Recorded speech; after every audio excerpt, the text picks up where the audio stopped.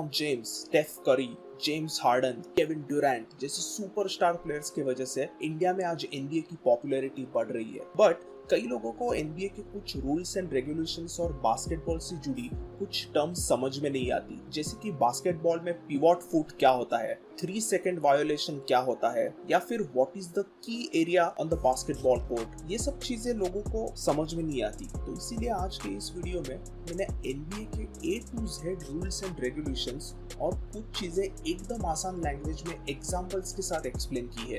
आप ये वीडियो अंत तक जरूर देखिए और मुझे यकीन है कि इसके बाद आपको एनबीए मैचेस देखने में आसानी होगी और आप इस खेल का मजा ले सकोगे। तो देर किस बात की, चलो जानते हैं ABCD ऑफ एनबीए।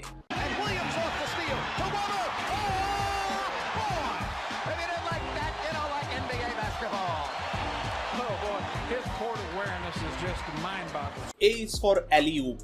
alley-oop एक ऐसा बास्केटबॉल प्ले है जिसमें प्लेयर बॉल को हवा में ही पकड़ के यानी कि मिड एयर पकड़ के ही सीधा डंक मार सकता है। लेब्रॉन के इन डंक्स को alley-oop डंक्स कहा जाता है। आप देख सकते हो एलेक्स करूसो उसे हवे में पास देता है और लेब्रॉन इन एयर पकड़ के उसे डंक मारता है। So that's an alley-oop। B for box score। As a NBA fan अगर आपकी कोई मैच मिस होती है तो कोई बात नहीं, आप बॉक्स स्कोर हमेशा चेक कर सकते हो। बॉक्स स्कोर एनबीए मैचेस का एक स्कोर कार्ड होता है, इसमें हमें सारे प्लेयर्स के स्टैट्स देख सकते हैं। चलो Miami heat versus Los Angeles Lakers के इस मैच का अपन बॉक्स स्कोर चेक करते हैं।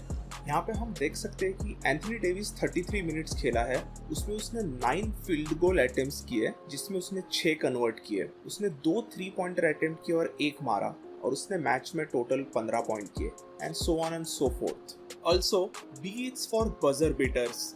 एनबीए मैच के हाफ टाइम होने पर और मैच खत्म होते ही एक बजर बजता है। प्लेयर्स उस बजर के पहले बॉल शूट करके बास्केट मारे तो उसे कहते हैं बजर बीटर। बास्केटबॉल खेल का बजर बीटर एक सबसे एक्साइटिंग पार्ट है।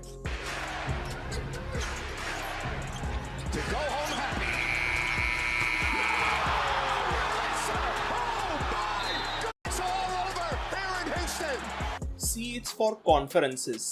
एनबीए में टोटल 30 टीम्स है जो 2 कॉन्फ्रेंसेस में डिवाइड की है, एक है ईस्टर्न कॉन्फ्रेंस और दूसरा है western conference. D is for double dribble.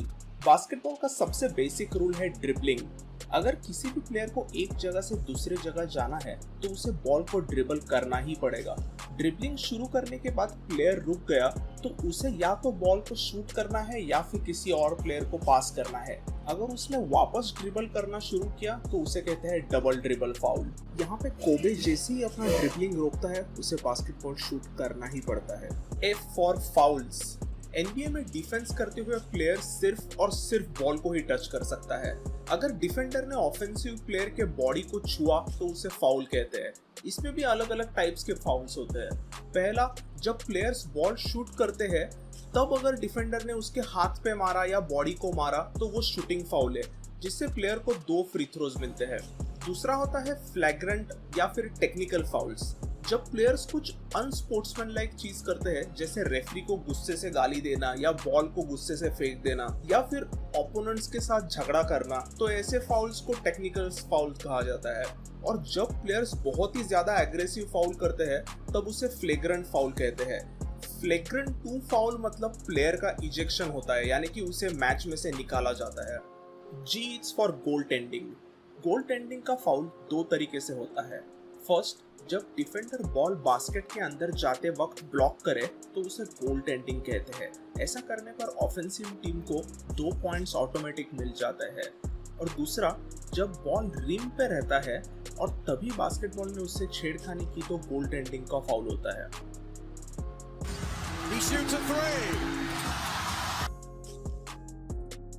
And the game is going to overtime. Now wait a minute. They're going to call goaltending, I think. But it is. Oh, it counts! It counts and the Rockets win the game! All right, let's see it again. Oh yeah, he went up through the basket. Oh, yeah. Jermaine O'Neal went up through the basket. That angle right there looks like that's the right call. H for held ball। जब किसी play में 2 खिलाड़ियों ball को पकड़ लेते हैं तो referee उसे हेल्ड बॉल कहते हैं और फिर पोजीशन किसे मिले ये डिसाइड करने के लिए उन दोनों में जंप बॉल होता है।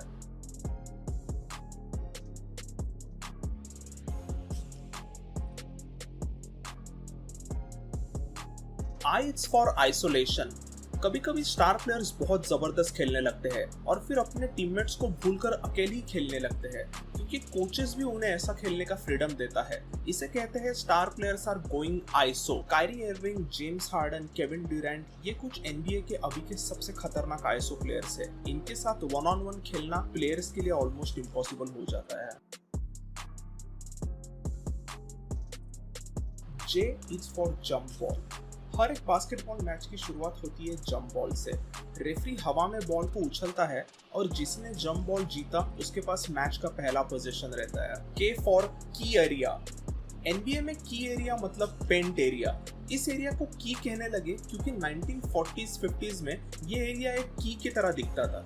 एनबीए का रूल है कि इस की एरिया में डिफेंडर और ऑफेंसिव खिलाड़ी 3 सेकंड से ज्यादा नहीं रुक सकता।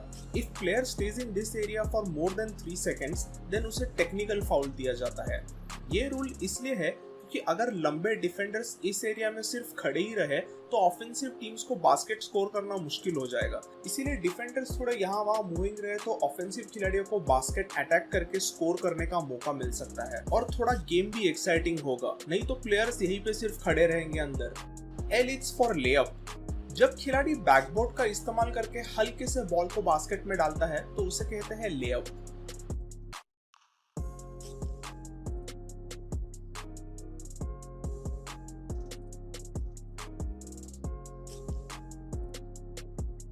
M is for man to man defense। इसमें 5 डिफेंडर्स 5 ऑफेंसिव खिलाड़ियों के साथ ही खड़े रहते हैं। N for NCAA। NCAA यानी नेशनल कॉलेजिएट एथलेटिक एसोसिएशन। ये कॉलेज एथलीट्स के लिए बनी हुई ऑर्गेनाइजेशन है। सारे एनबीए प्लेयर्स को NCAA से जुड़े कॉलेजेस से एटलीस्ट 1 साल बास्केटबॉल खेलना ही होता है। 1 साल के बाद वो एनबीए में आ सकते हैं, इसीलिए कई स्टार एनबीए प्लेयर्स को वन एंड डन कहा जाता है। O for over time. जब मैच का टाइम खत्म हो जाने पर दोनों टीम्स का स्कोर टाइड रहता है तब मैच में 5 मिनट्स का ओवर टाइम दिया जाता है। जब तक कोई टीम टाइम खत्म होने तक लीड ना ले 5 मिनट का ओवर टाइम ऐड होते रहता है। P से 3 सबसे इंपॉर्टेंट टर्म्स एनबीए में है। First P for playoffs. NBA season में सारी टीम्स 82 गेम्स का रेगुलर सीजन खेलती है और दोनों कॉन्फ्रेंस से टॉप 8 टीम्स खेलती है प्लेऑफ्स में, यानी कि 15 टीम के ईस्टर्न कॉन्फ्रेंस में से 8 टीम्स और 15 टीम के वेस्टर्न कॉन्फ्रेंस में से 8 टीम्स, ये 16 टीम्स अपने अपने कॉन्फ्रेंस में से बेस्ट ऑफ 7 सीरीज खेलने के लिए क्वालिफाई होती है प्लेऑफ्स में। और फिर एनबीए फाइनल्स में ईस्टर्न कॉन्फ्रेंस का विनर और वेस्टर्न कॉन्फ्रेंस का विनर खेलता है एक दूसरे के अगेंस्ट एनबीए चैंपियनशिप के लिए। P for pick and roll. Pick and roll basketball का सबसे बेसिक और सबसे इंपॉर्टेंट मूव है। इस ऑफेंसिव मूव में टीम का एक खिलाड़ी पिक यानी कि स्क्रीन लगाता है जिससे डिफेंडर स्विच होता है और ऑफेंसिव खिलाड़ी रोल कर सकता है।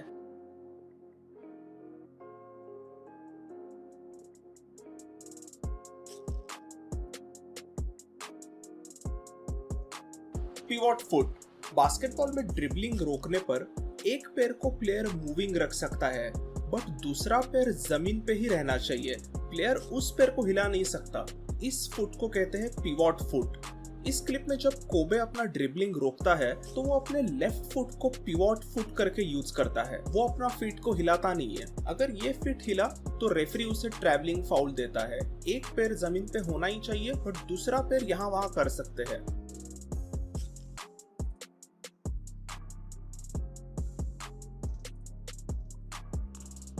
Q is for quarter. एक NBA मैच में 12 मिनट के 4 क्वार्टर्स होते हैं, यानी कि NBA की एक मैच टोटल 48 मिनट्स की होती है।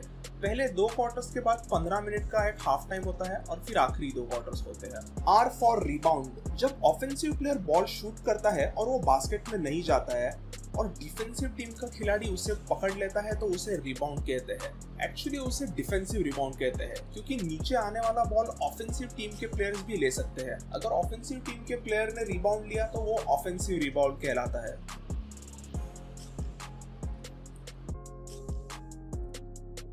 S is for screen. Pick and roll में हमने देखा कि पिक क्या होती है, उसे ही स्क्रीन भी कहा जाता है। S is also for shot clock. Offensive team को कुछ भी करके 24 सेकंड के अंदर बॉल शूट करना ही है। इस क्लॉक को 24 सेकंड शॉट क्लॉक कहते हैं। T is for time out. NBA में हर टीम के कोचेस के पास 7 टाइम आउट्स होते हैं। Also T is for turnover. Turnover भी एक ऐसा स्टैट है जो बताता है कि एक प्लेयर ने और टीम में कितनी बार एक फील्ड गोल अटेम्प्ट ना किए बिना बॉल लूज किया, यानी कि टर्नओवर किया। V for violations. खेल को फास्ट और एक्साइटिंग बनाने के लिए एनबीए में कई तरह के टाइम वायोलेशंस होते हैं। सबसे पहला तो होता है 3 सेकंड वायोलेशन। मैंने की एरिया के बारे में बात करते हुए बताया कि खिलाड़ी 3 सेकंड से ज्यादा की एरिया में नहीं रह सकता। अगर कोई प्लेयर 3 सेकंड से ज्यादा की एरिया में रहता है तो उसे कहते हैं 3 सेकंड वायोलेशन। जब बॉल कोर्ट के बाहर जाता है तब किसी ना किसी टीम को बॉल को इनबाउंड करना होता है, बट उस प्लेयर को बॉल को 5 सेकंड के अंदर इनबाउंड करना ही है। अगर वो नहीं करता तो उसे 5 सेकंड का वायोलेशन देते हैं। बॉल इनबाउंड करने के बाद ऑफेंसिव प्लेयर को 8 सेकंड के अंदर हाफ लाइन को क्रॉस करना है। अगर उसने वो हाफ लाइन 8 सेकंड के अंदर क्रॉस नहीं की तो उसे 8 सेकंड वायोलेशन की पेनल्टी मिलती है।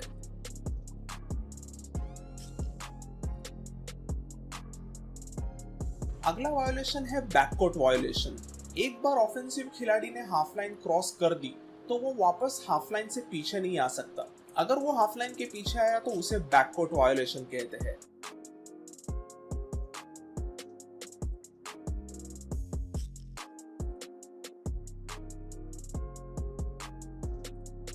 W is for veggie. कभी कभी एनबीए प्लेयर्स बॉल शूट करते हैं और बास्केटबॉल रिम और बैकबोर्ड के बीच में ऐसे फंस जाता है, इसे कहते हैं वेजी।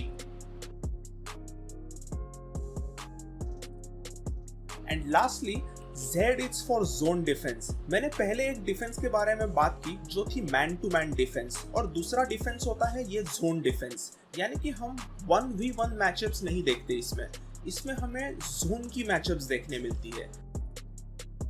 तो ये थी basic ABCD of NBA basketball. Thanks for watching this video. इस वीडियो को देखने के बाद मुझे यकीन है कि आपको एनबीए के रूल्स एंड टर्म्स पता चलेंगे।